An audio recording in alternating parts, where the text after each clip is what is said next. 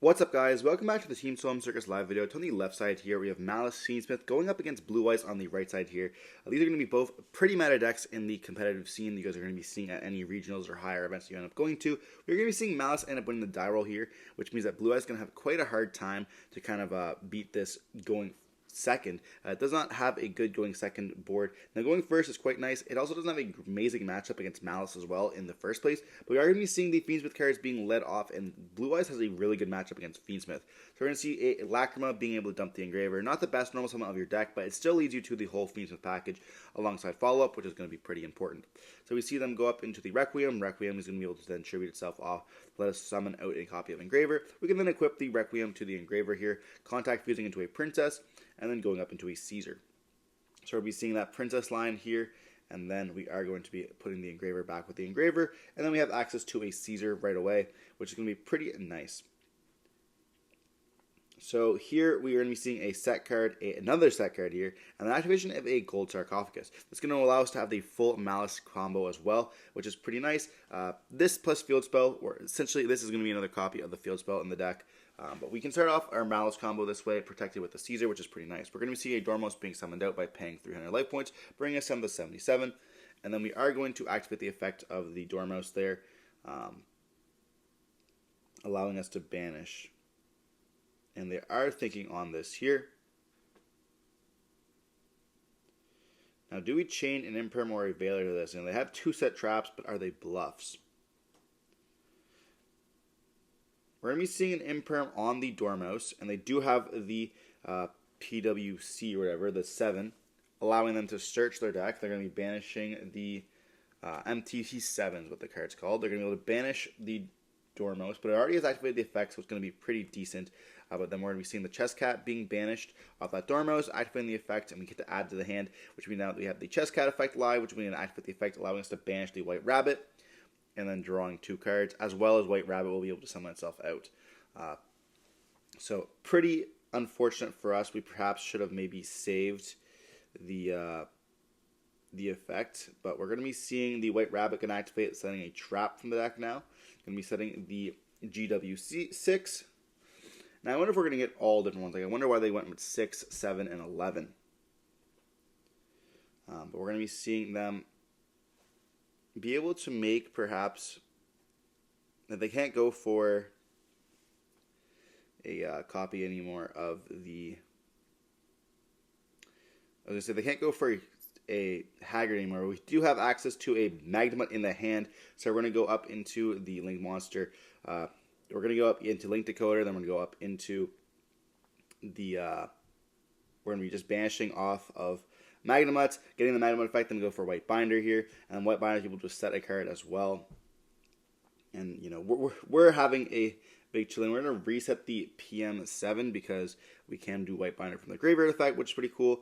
So now they most likely have like 3 set traps, or at least making us believe that they have a 3rd set trap there. We are going to go up now into an SP, and then SP has the opportunity that he can banish another card as well. We're going to see them banish an Imperm. Now, the reason why they're banishing the Imperm is because of the fact that we are playing Blue Eyes, and you can reset Imperm with Tyrant Dragon, so it's kind of important to make sure that we don't have any traps in the graveyard here. And resetting an Imperm can be quite huge in the grind game.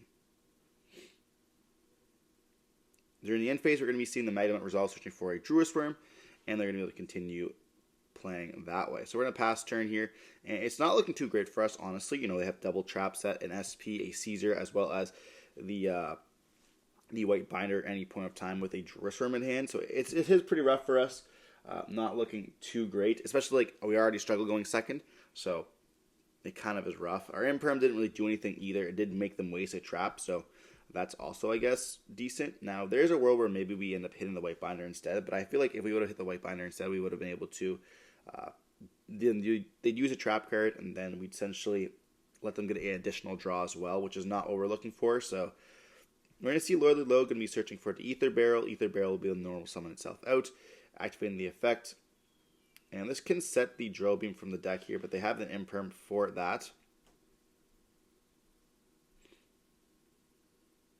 So the 3rd set was not a trap, leaving them only with 2 traps left. And we activate Wishes here, discarding a True Light. So looking like we opened up a little bit of a brick in our hand with that True Light there. Not a card you want to have in your hand at all.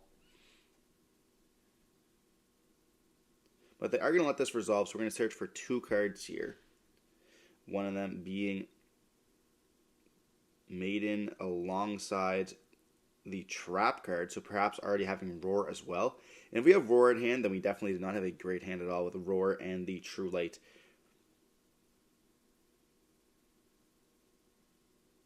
And we only did see 1 hand trap being Imperm, which is a very low and bad hand trap against this deck here. But we are going to be going for GW6, and we do chain on the White Binder, a Call by the Grave, and they chain the Druid's Worm on the White Binder. Now, looking back, this is not like to win the game. We're in a losing position here. We're trying to do anything that we can to kind of like continue or like stop the game, so like seeing how much they can do.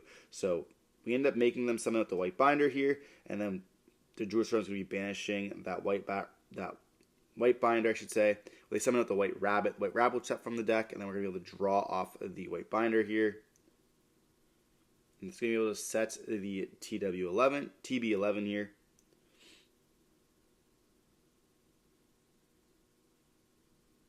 And they're going to be banishing the Trap alongside Wishes and the Magnemite here as well.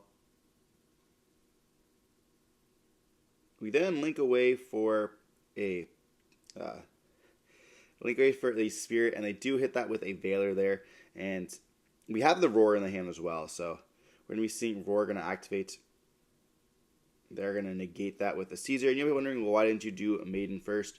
Well, Maiden can't activate because we don't have an ability to set True Light. So we're going to soup it up there. I honestly don't think there was any chance of us winning that anyways. They knew we were playing already, so there was no point of like not playing it out. But yeah, definitely not a good hand on our parts at all. And that's all you can do. Like against Maliss, like one of a very consistent and powerful decks. Like the ceiling of this deck is super high. It reminds me a lot of Tier. Now, not with like the randomness, but like the power levels. Like the deck just can do so much for almost very little, which is kind of unfortunate. But it's a very cool deck, and the right players and the right hands definitely can pop off. I also like the high ability you can play different engines. Like you see the Sky Striker engine at the first part. You saw Kashtira. You see Feedsmith in this one. Like there's different variations you can play, which is always fun. And they're getting new support as well in the form of like a Bestial of their own that also adds back a card, as well as the in the next set, the Allen.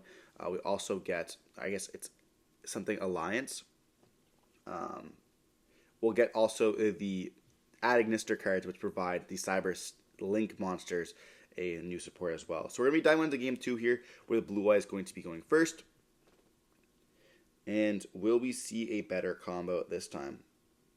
We're going to see a Primite Lordly Logan activate, let alone with search for a Ether Barrel or a Drill Beam here. Going to be adding that Ether Barrel. We're going to normal summon an Ether Barrel. They're going to be hitting that with an Imperm, making us not be able to search for that copy of Drill Beam, which is going to be a pretty formidable card. We're going to see us link away for the Spirit, which allows us to search for the Mausoleum, giving us an additional normal summon for a Light, as well as being able to be a combo piece for Spirit dumping the Blue Eyes. We're going to see the Mausoleum being activated, targeting the Spirit, dumping the Blue Eyes from the deck. Now we're going to take a second to read the copy of Lordly Load, which has been crept up a lot in price. I remember picking this card up for like $5, and now it's like over $100, which is crazy. We're going to be seeing the Lordly Load summon out the Blue Eyes here, linking away into a Seals, and then setting 2 cards here and passing. Now you might be wondering, well, why didn't we do Spirit Tag out? We want to have 2 dragons on the field here, which is why we did that. And so we're going to be seeing Magnemite once again being in their hand, banishing that Blue Eyes, activating the effect, allowing them to get another copy. I feel like I'm getting sacked here. We're going to be seeing the Jerusalem being searched in the end phase, and that's going to be our turn. Yeah, honestly, it feels kind of busted. I don't know what they're opening up here, but this is kind of crazy.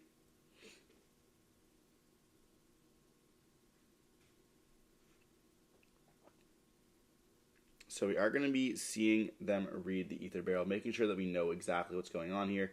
I definitely recommend you read your opponent's cards as well as Spirit. So that, yeah, just reading here, making sure that you understand what is going on, which is like the most important part. You have to know like what you're playing against, essentially. But they're going to go battle phase, and we do reveal in pop 1. It doesn't reveal for cost either, which is pretty cool, which is kind of important. Like if they do bestial you, and then it does remove 1 pop, which is like very unfortunate. But we then go Druisworm on to the Spirit, and they try to go battle again on the Magnum, on the whatever it's called.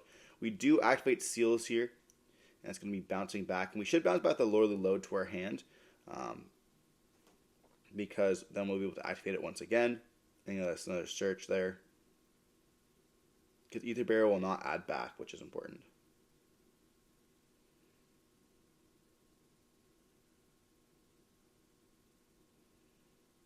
Yeah, so we're going to activate the Lordly Load back to their hand here, and we're going to go for Seals. And it's going to summon out a Blue Eyes from our hand. Yeah, I believe I sided out the Magnemite in this matchup. Now, I perhaps should have summoned out the Ether Barrel from the deck. But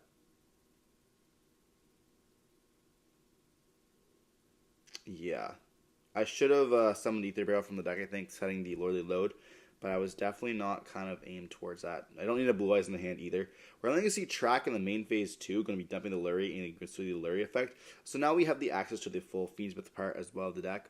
And then we do Magnemite this Lurie. Okay, that's why I left the Magnemite in the deck, but I didn't leave the leave Jerusalem. That makes a lot more sense. So we're going to now go for a normal summon of a Lacrima. So they had the out anyways for the Fiendsmith package. There's not much I can do there. You know, you open up a pretty good hand with Magnemite as well as a Imperm, and then you have the Lacrima Track, but they don't have access to the Malice part of the deck, so it is still winnable for us. You know, with this, just the hand traps alongside the Fiendsmith engine, it still is pretty decent for us here. So we're going to be seeing them go up into the Requiem. They also dumped an Engraver off of the Lacrima in case anyone cares. We're going to see the Requiem effect now going to go up into that Engraver. And then we can equip, and then we can go into a Princess. Then we can see, of course, the Engraver, put back the Engraver, summoning itself out. We activate the Engraver in our hand first for a track, which gives us an additional draw off that Princess and follow up for the next turn. Now the issue is we don't have a way to put back that Lurie, so it's not going to be a full card combo with the track, but it's still pretty nice, especially getting just a free card off of that Princess. We're going to be seeing the Engraver summon itself out by shuffling back another Engraver here.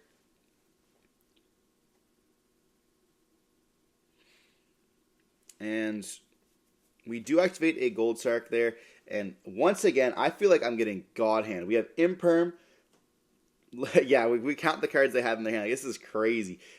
We're playing against a good friend here, so it is fine. Like, it's just all jokes. But like these hands were cracked. We're talking like Magnemite, Gold Sark, Imperm, Magnemite, and like Lurie or Track and the Lacrima. That's absolutely crazy here. So we do go for the Imperm on the Dormouse there, and then we get rid of it once again. And we're going to be activating the effect of now White Binder, putting back the Seals, the Blue Eyes, and it doesn't really matter at this point. We have both, and the Trap, yeah. We have both Blue Eyes banished now, and it's almost impossible for us to play other than Roar in our deck. And so we're going to be seeing the White Binder now going to be setting a trap from the deck. And like I mentioned earlier, it was kind of winnable prior to having the Malice engine going. Now with the Malice engine going, it's going to be almost impossible for us to kind of continue playing. So we're going to be seeing now go up into the White Rabbit here by using the TB11 that they had for the White Binder. And then they're going to be setting the GW6, summoning out the White Binder as well. And just going full combo here. We do have an Ether Barrel search during the end phase, but we have a Lordly Load in the hand, so it's honestly not the greatest for us, but we're going to be linking away all three into a Heart Cryptor, and then we'll shuffle back our cards, so it's not going to be looking too good for us. But yeah, end phase, we are going to be seeing the Ether Barrel being searched. Now, we did side out that Jerusalem. You don't need a Jerusalem against the Maliss deck. I don't even want to open it up. I don't want to see it at all. So it is kind of rough. Now, you're maybe wondering, like, why don't you want to see a Bestial against the Fiendsmith variant of the deck? Like, okay, well, first off, they have their own Bestials, so it's not going to be really great for us anyways. Like, if we're not going to win that Bestial war with only 2 Bestials in the deck, and now we are playing the Ball Drake now, so I guess it is 3 Bestials, but we're still not winning that Bestial war. Alongside, like, I don't want to be able to hit, like, a Maliss monster to have to survive, giving them an effect. Now, there is some, like, random times where it does come up, like, if they've already used the effect that turn, but it's still not going to be the greatest. Like, Splash Mage is not normally their, like, go-to target anymore, so it is kind of rough. We're going to be seeing us set 2 cards here. They're going to be going GW6, summoning out the White Binder, gaining the life points there, and then they're going to be activating the effect, allowing them to banish 3 and, don't draw off this because they didn't pay 9. We're going to be banishing 3 here, and then we're going to be able to summon back 2 of them here because we have the effect. Like, this is so crazy. Once we get the snowballing effect going on, like, the game is essentially just over here.